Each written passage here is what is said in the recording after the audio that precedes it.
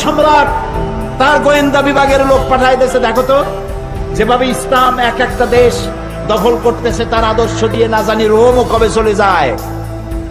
আমিরুল মুমিনিন কেমন, সিংহাসন কেমন দেখে আসো।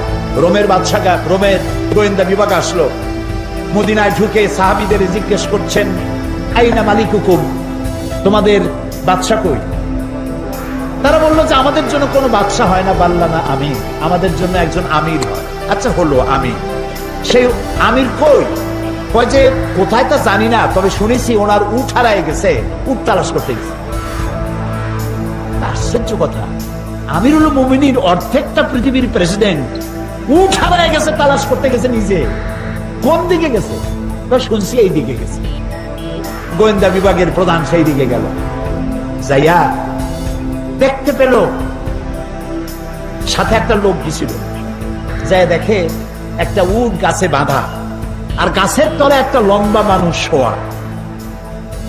যখন শুইছিল তখন হয়তো গাছের ছায়াটা ছিল, বেলা গড়ে গেছে, গাছের ছায়া সরে গেছে, রোদের মধ্যে হাত মাথার তলে দিয়া শোয়া, উট বান্ধা, আর কপালের ঘামে মাথার নিচের বালি ভেজা।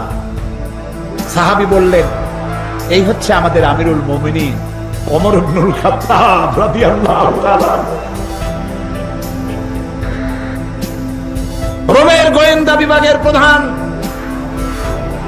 স্বাগতোক্তি মুখ থেকে বেরিয়ে গেল, ওমর আমার দেশের প্রেসিডেন্ট রাতের বেলায় দুর্গে ঘুমায়, চতুর্দিকে দুর্ধর্ষ সেনাবাহিনীরা বন্দুক উঁচু করে পাহারা দেয় সারা রাত, তারপরেও আমার বাদশার ঘুম হয় না। কোন ফাঁক দিয়া ঘুরে এসে পৈতৃক সম্পত্তি জীবন পাখি উড়ে যায়, আর তুমি কোনো পাহারাদার নাই, কোন লোক নাই, জন নাই, এই নির্জন মরুভূমিতে একা একা শুয়ে আছো।